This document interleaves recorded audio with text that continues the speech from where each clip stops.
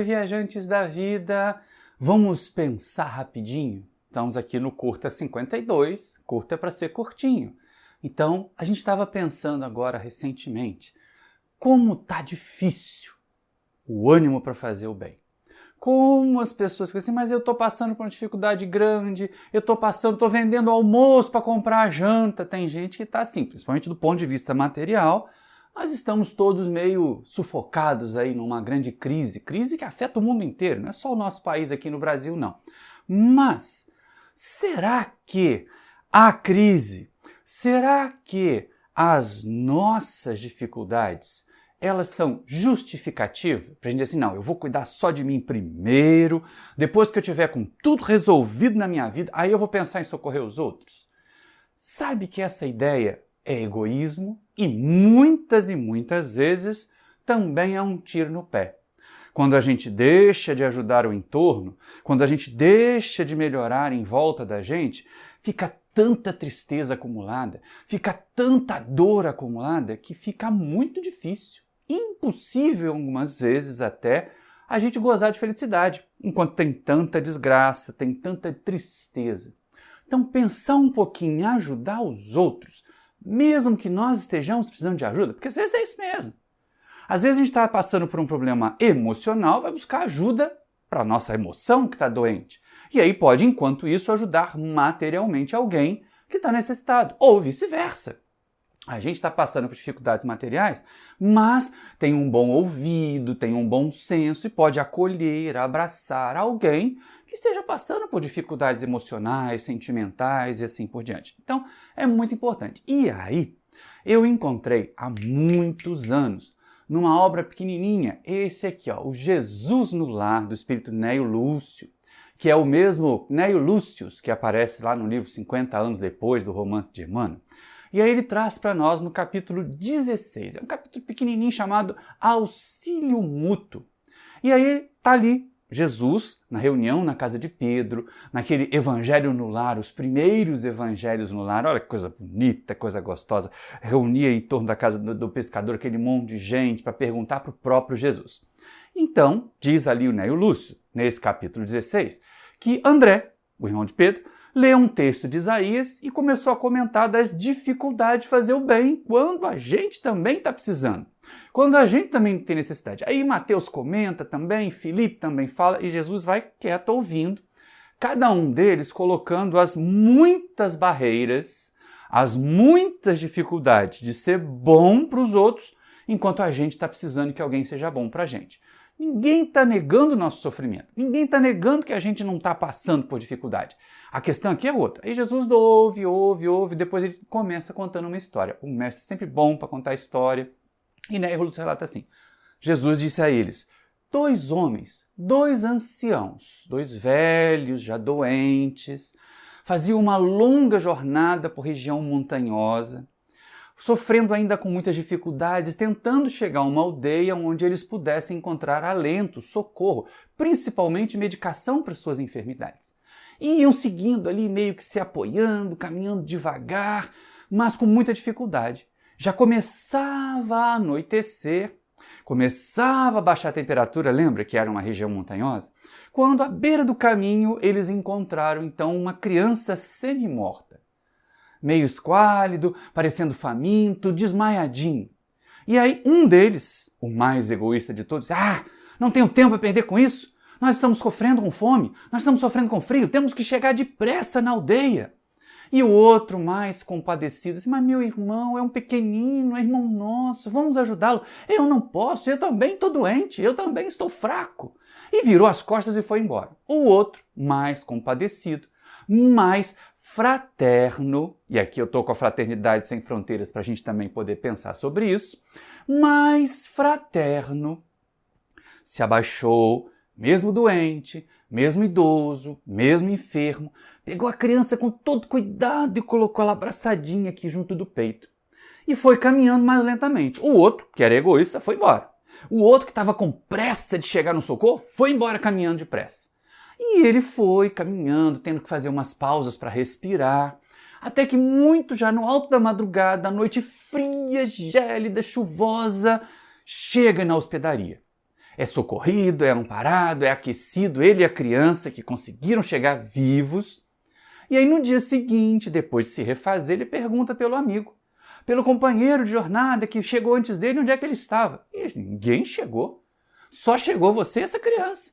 E aí eles começaram a fazer buscas, e buscas, e buscas, e buscas, até que finalmente encontraram à beira do caminho, muitos quilômetros antes de chegar na cidade, numa vala no beira do caminho, escondido o cadáver, o corpo daquele homem que saiu caminhando, correndo, querendo encontrar socorro, mas que não aguentou o frio repentino que chegou naquela noite. E o outro, que foi mais devagar, que foi mais de leve, sobraçando aquela criança, carregando um peso, fazendo um esforço danado, um exercício maior, né? Olha como é importante o exercício. Um exercício maior, ele ao mesmo tempo que amparava o pequenino, ele recebia do pequenino o calor da criança e ele carregava junto do peito. E aí todos os discípulos ficaram olhando aquela mensagem assim, nossa, coitado do outro que morreu, que estava procurando socorro, será que ele não tinha direito de procurar socorro? Calma, não é isso que Jesus estava querendo dizer. As mulheres que estavam ouvindo Jesus estavam de olhos úmidos, claro, elas muito mais maternais, pensavam na criança pequenina, na dificuldade do idoso que carregou a criança, e ninguém tinha percebido ainda mais ou menos o que Jesus estava querendo dizer, porque parece até uma proposta assim, olha, eu vou fazer o bem por interesse, eu vou fazer o bem porque eu vou receber, e não é isso que Jesus está dizendo. É que um movimento natural de fazer o bem cria em torno da gente, cria em volta de nós um ambiente de mais bem-estar. E aí, né, o Lúcio vai concluir, Jesus deixou que as pessoas falassem, deixou que cada um tivesse a sua impressão, e ele então conclui, falando a respeito dessa historinha que ele cantou, ele diz o seguinte para nós, olha só. As mais eloquentes e exatas testemunhas de um homem perante o Pai Supremo são as suas próprias obras.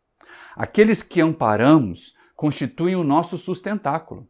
O coração que socorremos converter-se-á agora ou mais tarde em recurso a nosso favor. Ninguém duvide. Um homem sozinho é simplesmente um adorno vivo da solidão.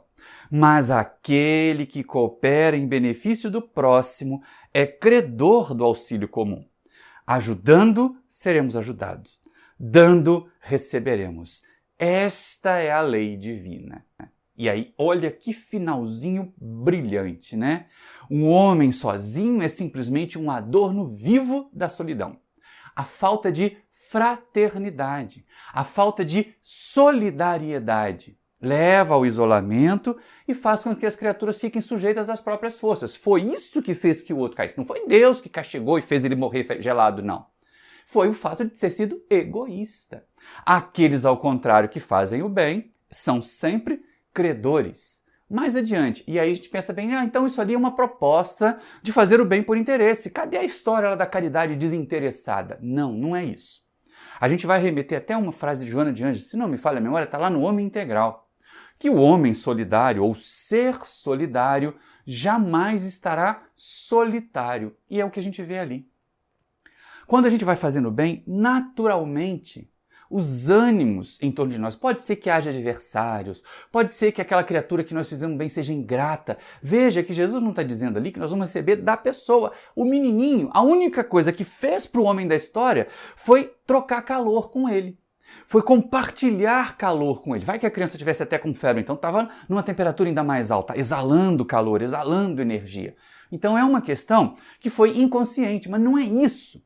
Não é receber de para quem, porque de vez em quando a gente também faz, né? Vou fazer o bem, porque depois eu vou lá e cobro. Não, nada disso. A ideia é fazer o bem desinteressadamente, mas fazer permanentemente o bem. Fazer constantemente bem. Por isso que o Ney Lúcio chama de auxílio mútuo. Mas não quer dizer que é de um para um, mas é de um para todos. É de um para a coletividade, da coletividade para todos. Vai lembrar lá os 3 mosqueteiros de Alexandre Dumas, né? Um por todos, todos por um. É mais ou menos o que acontece quando a gente resolve fazer o bem. E ali está o título do nosso vídeo de hoje, né? Ajudando seremos ajudados, dando receberemos. Também nos lembra Francisco de Assis. É dando que se recebe, mas não no sentido da barganha, não no sentido do interesse, mas no sentido de amar, de entender. Nenhum de nós é tão pobre, é tão miserável que não tenha algo a oferecer de bom de si mesmo. E nenhum de nós é tão rico, tão abastado, tão autossuficiente que não tenha necessidade de receber, nem que seja um olhar, um abraço, um afago, um alento de alguém. E isso vai nos colocar então nesse fluxo e refluxo de bondades. É disso que Jesus fala. Nesse pôr o amor para circular, pôr a bondade para circular. Olha como isso é importantíssimo. Pôr a bondade para circular, gente. Que vai fazer com que a gente tenha essa condição de pelo menos ser percebido. Ah, mas ninguém na Terra me percebe, eu faço tanto bem e mesmo assim eu recebo ingratidão. Verdade. Nós não sabemos que tipo de experiências, que tipo de provas são essas que nós muitas vezes tentamos fazer o certo e recebemos o errado. Pode ser que no passado nós tenhamos feito tanto errado que perdemos o direito de receber de volta o certo. Mas o mais importante é o que nós estamos semeando daqui para frente. O mais importante é o que nós estamos plantando agora. Plante aí. Plante a fraternidade. Plante o amor. Quantos projetos? Ah, mas eu tenho pouco, eu não consigo, né, bancar um projeto grande, montar um orfanato. Não monte um orfanato. Contribua, padrinhe um projeto aqui, ó, do Fraternidade Sem Fronteiras. Apadrinhe um projeto aí na sua cidade. Veja se pode fazer uma visita ao abrigo de crianças aí da sua cidade, ao asilo de velhinhos, uma vez por mês. Ah, mas e as outras vezes por mês eles vão ficar sozinhos? Mas já pensou se vários grupos resolvem fazer isso? E se fazem escalas? Nossa experiência lá na colônia de Curupaiti era de que nenhum domingo eles ficavam sem visita, nem de Copa do Mundo. Nem domingo de Copa do Mundo, porque aqueles que não gostavam de futebol rachavam para a colônia para visitar os enfermos. Às vezes até assistiam o jogo com eles. Mesmo assim, por caridade, né? Por caridade a gente assistia a jogo com eles, porque não era bem exatamente a praia de querer curtir futebol. Mas quem deseja fazer o bem vai fazer na sua conta, faça na sua cota.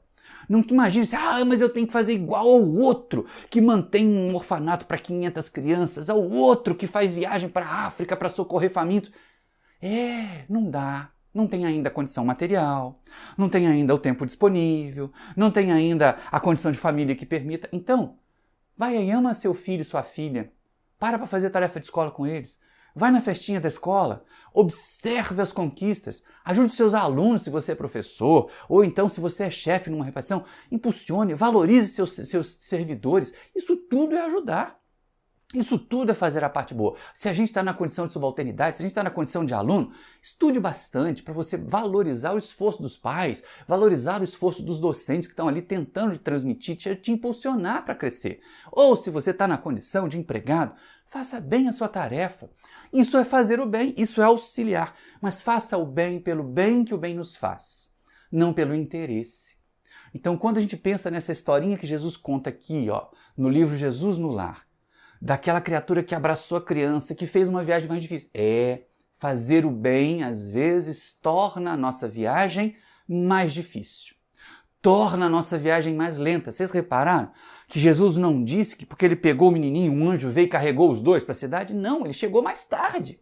Ele chegou bem mais tarde, ele caminhou com mais dificuldade, mas recebeu de volta assistência.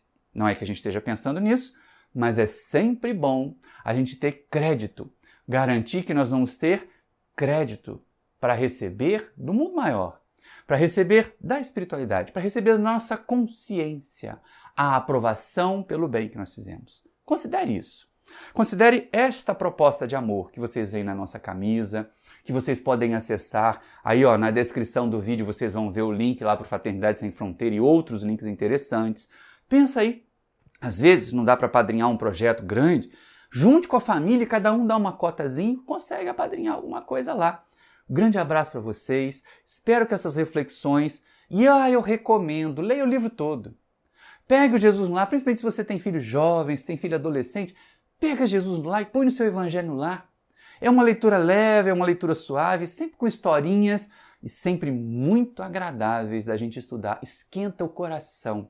Ler esse livro dá uma esquentadinha no coração da gente, aquele coração quentinho quando a gente termina de refletir sobre esses ensinamentos. Grande abraço e te peço, se inscreva aí no canal se ainda não é inscrito, acione o sininho para receber as notificações. Se gostou do vídeo, deixa um like, compartilhe o link. Se não gostou, pode deixar um dislike, de um jeito ou de outro, vai lá embaixo e comenta. Deixa um comentário legal aí pra gente saber se está gostando, se não está gostando, por que não está gostando ou por que está gostando. Um grande abraço para vocês e até o próximo vídeo!